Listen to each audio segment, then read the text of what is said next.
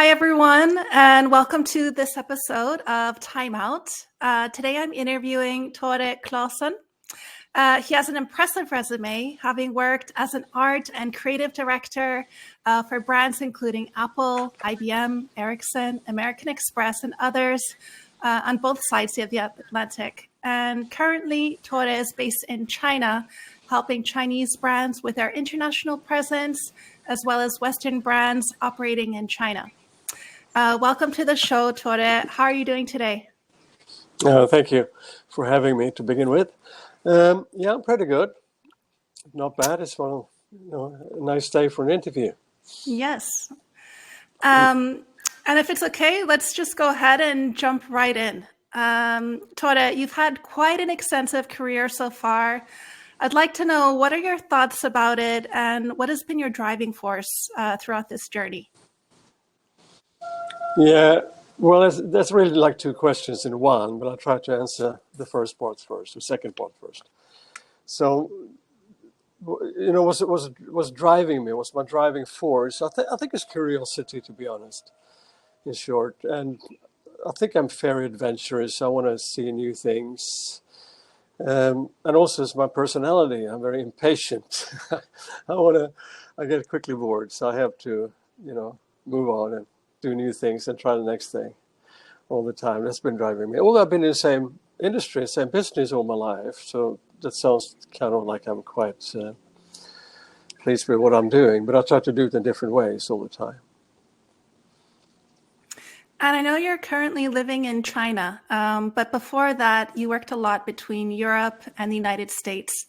How deep is that Atlantic divide? And would you say there's major differences in working styles, for example? Yeah, there are really big differences, enormous differences between working in Sweden compared to, for example, the US.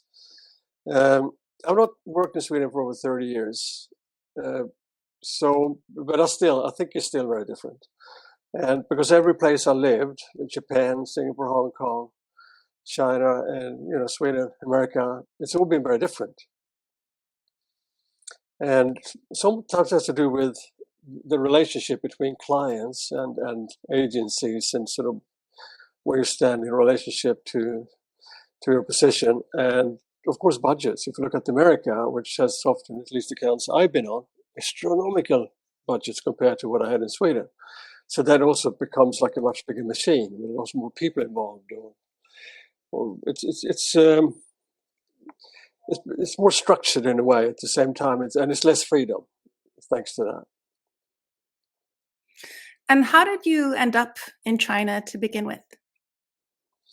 Well, I ended up in China because it was a person who asked me if I could go to China and help them set up a design office. It was a translation company.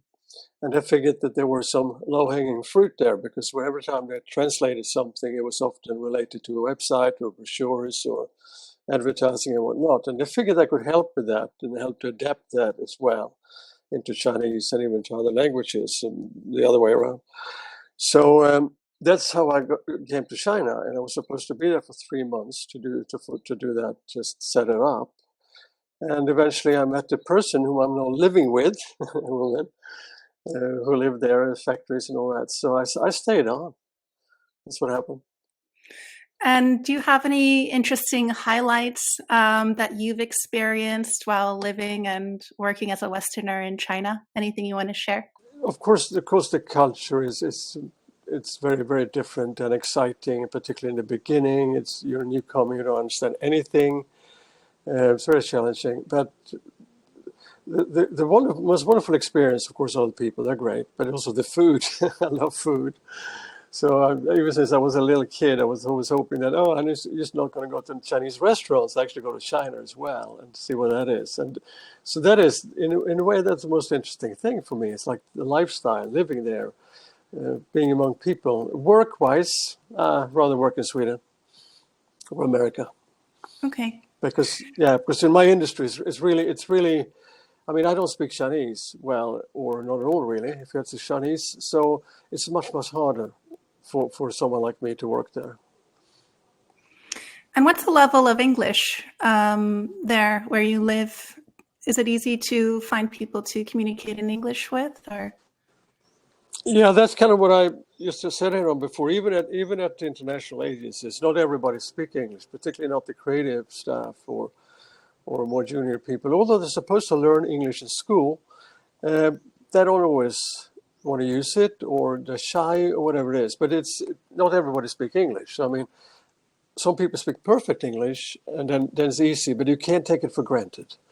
So sometimes you need really a translator or have someone with you that actually speak English as well. So it's not as straightforward as, for example, if we go to America or South Africa or England or wherever. We tend to speak fairly good English, so we can get away with it. Right. But in China, it is different. It's harder. And I've heard that you've actually lived in a Chinese factory. Can you elaborate on how that came about and what it was like? Well, the way it came about was first. I mean, as I mentioned here, I met a person. Her name is Hu Xinwen, or Joan Hu, as she said in English. She ran factories making LED lights and tripods and photographic equipments and that kind of stuff. And I'm interested in these things. So, and she was not in Chengdu. I was in Chengdu at the time. And the factory was on the East Coast, just south of Shanghai, or in that area with a lot of factories near Ningbo.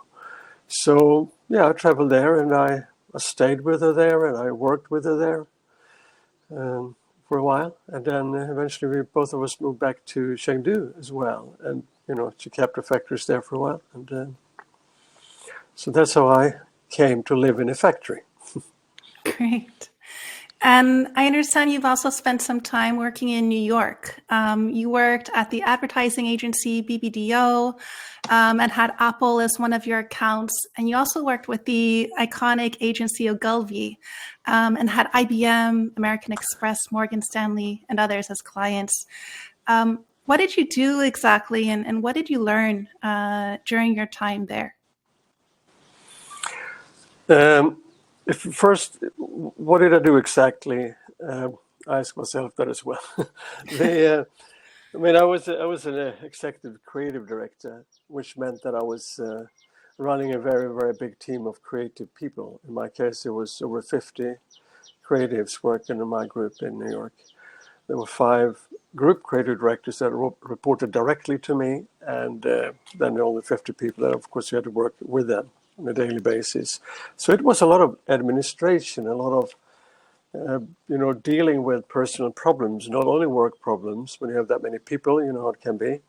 So it's much less of actually being a creative or being an art director when you have that sort of role. There's a lot of managing going on. There's a lot of leadership, of course. You have to deal with the clients as well, and those expectations, and you lead the creative work. You appoint people to different jobs, the different briefs, if you like, and then your job is to push that or inspire and eventually approve what goes to the client.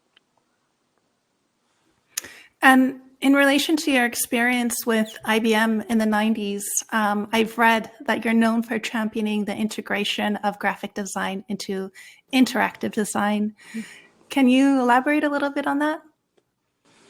Yeah, I come from sort of the print side. People my age in Sweden, we work mostly with print advertising, print design.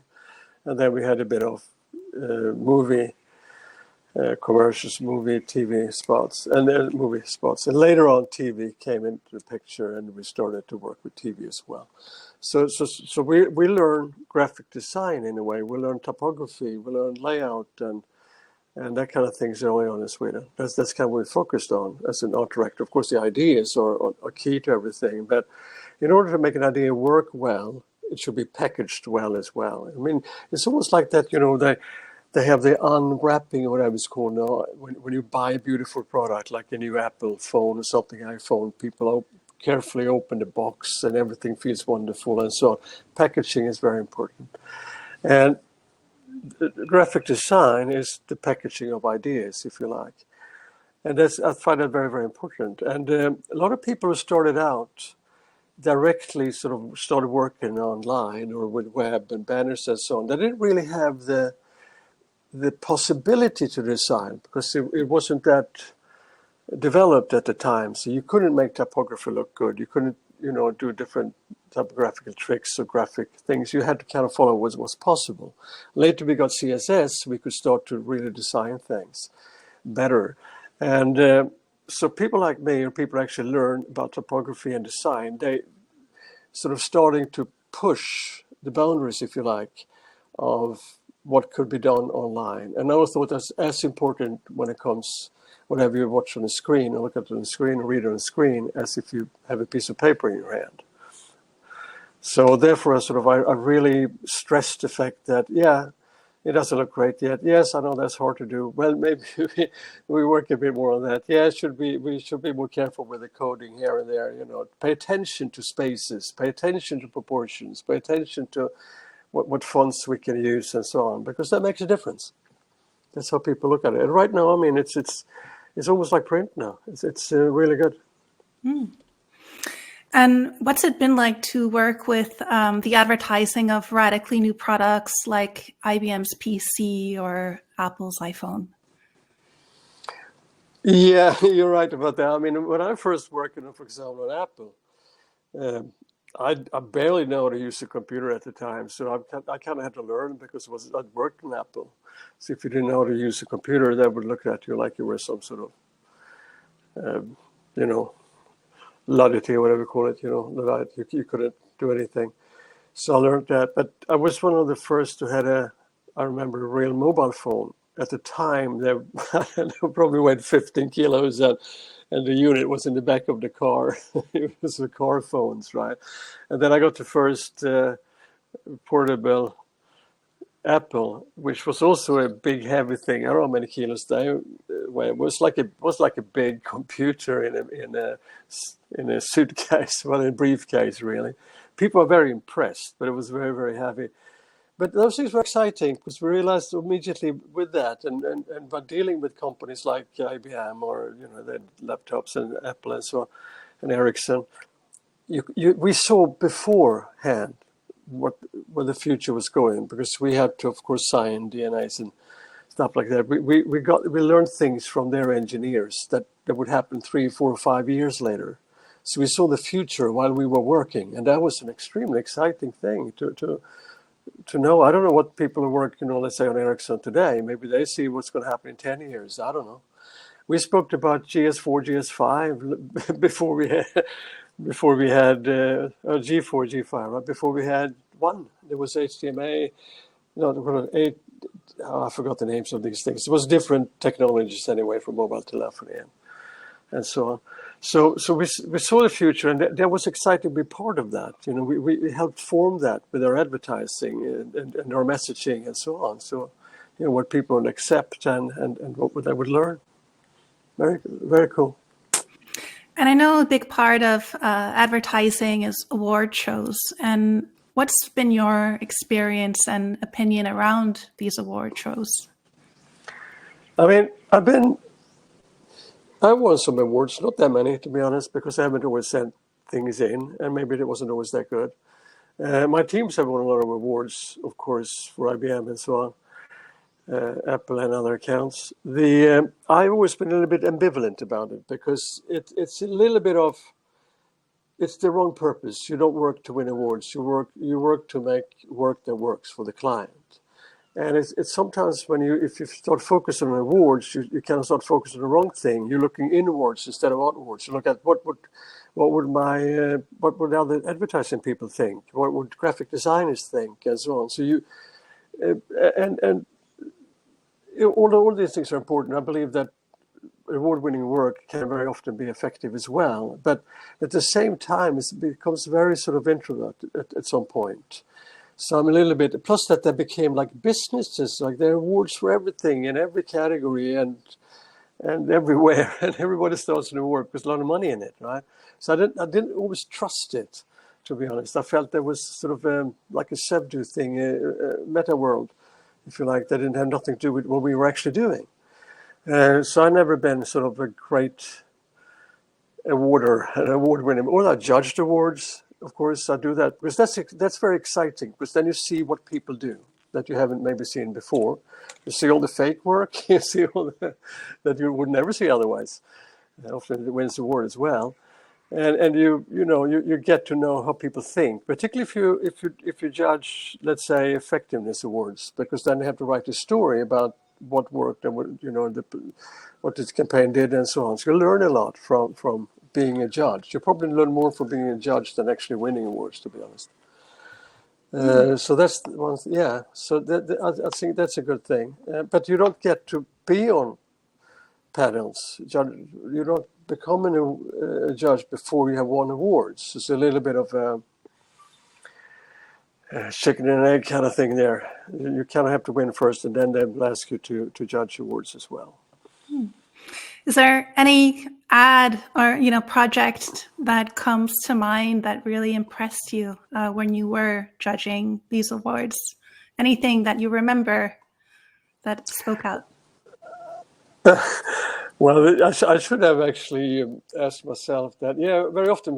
Here's the thing: you judge an award show and you see work and say, "Wow, I wish I'd done that." That happens quite often, because the work that is sent in is often. I mean, 90% of the work isn't that great, so I don't understand why they're sent in at all. It's like they don't have any self-criticism whatsoever. I would never pass some of that work as a creative director. I don't understand why they send it to award shows and try they're going to win an award. But the best work is really inspiring. And yes, I can't point at one campaign, but obviously when the Apple campaign later, I didn't work on the account at the time, when Jobs came back and they did this campaign, what was called, with all these different people, Think Different campaign. It's called Think Different. That campaign was like, that is so spot on. That was the soul of Apple right there. And then that was like, yeah, I wish I'd done that when I worked on Apple. It was just so much better than everything else. I said the work that was done in Sweden for Volvo trucks when it came out, the epic split is some of the best works ever been done in advertising. It's product demonstration, but done in such a beautiful, funny, and convincing way, using an actor that basically won his way down at the time, and it rejuvenated his career as well. I mean, that's probably the best ad ever. It is. Yes. And then of course, it is fantastic. So Sweden has been pretty good. Björn Engström and his friends at Forstmann Bodenfors, brilliant agency and brilliant people. I was often inspired and impressed by a lot of the work and that's why I started looking outside of Sweden, because I looked at David E. Mead Vickers and McCabe and Sloan in America doing work for Volvo. Witty, intelligent work. That's the kind of work that inspired me, both the way it looks, the way it's written, the way it's photographed, the way it's expressed. That was been my sort of inspiration, if you like. And in general, I mean, how do you think advertising has evolved throughout your career so far? Do you notice any major changes, or do you think that when it comes to advertising, it's always kind of these basic principles and things that people follow? Or do you view that, something has evolved or something's changing? With online becoming such an important part, the environment of advertising has changed. It's become much more fragmented. The formats have become smaller. Before, we could advertise in really big morning papers, and the impact was enormous. It's like a big full page or double page spread. It was right in your face. It was very hard to avoid, very hard to miss. So if that was smart and good, it had a great impact. But now when we're looking, most of what we consume today, apart from what's on TV, if you still watch TV, is like on our mobile phones, and the impact isn't there in the same way. That makes it a bit different. So you kind of have to approach it differently as well. You can't run the same thing too often because people get tired. You have to do much more, probably cheaper, much more for the budget, because you have to surprise people every second. And it's harder to stand out. The impact is much harder today than it used to be because of that. Yeah, that makes sense. Yeah. And speaking of this, evolving kind of landscape, as a creative, what are your thoughts about AI and automation? Oh, it's great. I don't have to do anything. I just tell the computer to do what I want to do. I just have to be good at prompting, you know. As a matter of fact, I've used it quite a bit, and I've used it for, to create illustrations. I even tried it for code. It wasn't that successful, so I had to kind of fix the code, but it kind of works. Obviously, it's great for, quickly getting up sort of a sketch for, let's say, an article or something. You give it a number of facts, and it helps you write something very quickly. Then you can go in and edit that. I think there are a lot of things that we do today that can be done more efficiently with AI, and in the future maybe even better than us. Maybe it will become very creative as well. And sometimes AI surprises me. Involved in an AI project that basically revolves around intellectual property, because that's a big issue with AI. What can you own? What is yours? Where do you get the images from when you collect an image or create something through AI? Because it's basically scraping the internet, isn't it? So it's taking what's out there and then create something for you. It's kind of like sampling in a way. So there are a lot of issues with it, but in overall, I'm positive. I think it can be quite nice and do good things if we are careful. But it can also go the other way. I mean, you know what happened to, just look at social media, and it was supposed to free us in a fantastic way. It was only good source, and they're going to be what I call it, the Arab Spring or things like that. It's going to create peace on earth. Actually, the opposite is happening, because it's so much trolling and so much fake information and false information and fake news and whatnot online. So it's very difficult today. You have to be much more on your watch. You have to be careful what you read, so you don't eat everything up and believe in everything you see and hear. I think the same thing would happen with AI. It's going to go sort of, it'll be good and it will be bad. Yeah, absolutely. Do you think there's any kind of impact on creativity? I mean, with people using tools, AI tools, for example, to create images and come up with ideas. I mean, do you think anything's getting lost creatively along the way in using these kind of software that really essentially does a lot of the job for us? No, I don't think it affects our creativity. I think what it does people that are not very creative, they will very quickly be redundant because AI can make it better than they can today. So you have to be more creative to beat AI, if you like. So I think we have to be smarter. We have to be better. We can't get away with it as easily as before. Plus, anyone can do mundane advertising or mundane ideas or mundane imagery, even pretty good ones. I mean, I think a lot of photographers will lose their jobs or will not have work. That's what happened with the mobile phone, for example. Before, if you want to take a simple product photo or something for a campaign or a sketch or video or whatever, you had to go to professionals. They had expensive equipment and they were very expensive to work with. You couldn't really afford it if you didn't have a good budget. Or if you had a small budget, you could only go to the ones that were not that good. Then later we got our mobile phones and our own cameras and whatever, digital stuff. And we didn't have to worry about film. The cameras did everything for us, some exposure, everything else. So photography becomes an everyman thing. And lots of people got pretty good at it, because you practiced a lot and you take a lot of photographs, you got better and better.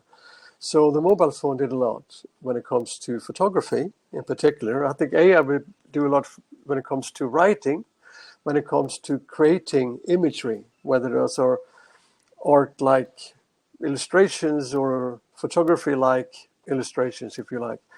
So AI will, and more people will learn how to use it. So clearly it will be again a tool for more people, where you really don't have to learn how to paint, you don't have to learn how to photograph, you have to learn how to prompt, and that's very different from learning a craft from the beginning.